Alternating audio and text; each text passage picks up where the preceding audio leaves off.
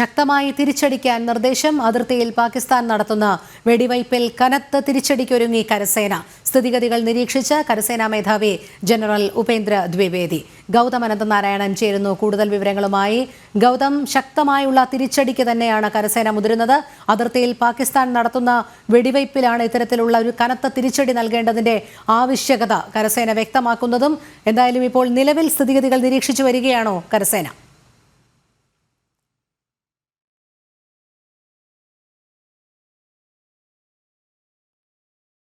ഗൗതമിലേക്ക് എത്താം. അതിർത്തിയിൽ പാകിസ്ഥാൻ നടത്തുന്ന വെടിവയ്പിൽ കനത്ത തിരിച്ചടിക്കൊരുങ്ങുകയാണ് കരസേന. സ്ഥിതിഗതികൾ നിരീക്ഷിച്ച് കരസേനാ മേധാവി ജനറൽ ഉപേന്ദ്ര ദ്വിവേദി.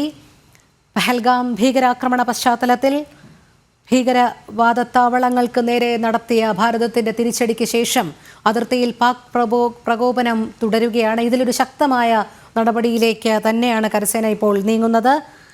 പാക് പ്രകോപനങ്ങൾക്ക് അതിശക്തമായ ഭാഷയിൽ തന്നെ തിരിച്ചടി നൽകാൻ തന്നെയാണ് ഇപ്പോൾ ഉദ്ദേശിക്കുന്നത്. ഗൗതം അനന്തനാരായണൻ ചേരുന്നു. ഗൗതം, കൂടുതൽ വിവരങ്ങൾ.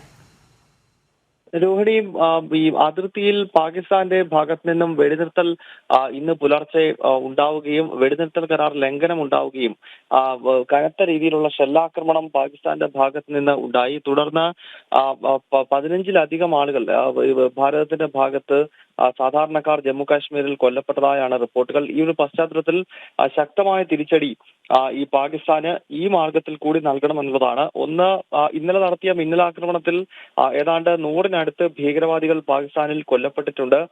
പാകിസ്ഥാനിലെ 9 ഭീകര കേന്ദ്രങ്ങൾ ലക്ഷ്യമിട്ടുകൊണ്ടാണ് ഭാരതത്തിന്റെ മിന്നലാക്രമണം നടന്നത്. ഇത് കൂടാതെയാണ് ഇപ്പോൾ ഈ കരസേന കരമാർഗമുള്ള മറ്റൊരു വലിയ തിരിച്ചടിക്ക് കൂടി ഒരുങ്ങുന്നത്. കാരണം പാകിസ്ഥാൻ വലിയ പ്രകോപനം ഈ അതിർത്തി മേഖലകളിൽ പൂഞ്ച്, കൃഷ്ണകാടി, രജോരി തുടങ്ങിയ സെക്ടറുകളിൽ നടത്തുകയും അതേ തുടർന്ന് നിരവധി വീടുകൾ ഭാരതത്തിന്റെ ഭാഗത്ത് തകർക്കപ്പെടുകയും 17ഓളം പേർ മരണപ്പെടുകയും ചെയ്തു. ഈ ഒരു സാഹചര്യത്തിൽ ശക്തമായ തിരിച്ചടി നൽകിക്കൊണ്ട് പാകിസ്ഥാന് കൃത്യമായ മറുപടി ഈ മേഖലയിലും നൽകണമെന്നതാണ് കരസേനാ മേധാവി ഇപ്പോൾ നൽകുന്ന നിർദ്ദേശം. കരസേനാ മേധാവി ജനറൽ ഉപേന്ദ്ര ദ്വിവേദി ഇപ്പോൾ ജമ്മു കാശ്മീരിലെ അതിർത്തി മേഖലയിലെ സാഹചര്യങ്ങൾ കൃത്യമായി തന്നെ നിരീക്ഷിക്കുകയും അതിർത്തി മേഖലകളിൽ വിന്യസിച്ചിട്ടുള്ള സൈനിക മുതിർന്ന ഉദ്യോഗസ്ഥന്മാരുമായി ഈ വിഷയം ചർച്ച ചെയ്യുകയും ചെയ്തു. അതിനാൽ ഇന്ന് രാത്രിയിലും മറ്റും പാകിസ്ഥാന്റെ ഭാഗത്ത് നിന്നും ഇനിയും വെടിനിർത്തൽ കരാർ ലംഘനം ഉണ്ടായിക്കഴിഞ്ഞാൽ അതിതീവ്രമായ രീതിയിലുള്ള തിരിച്ചടി നൽകണമെന്നതാണ് ഇപ്പോൾ സൈന്യത്തിന് കരസേനാ മേധാവി നൽകിയിരിക്കുന്ന നിർദ്ദേശം.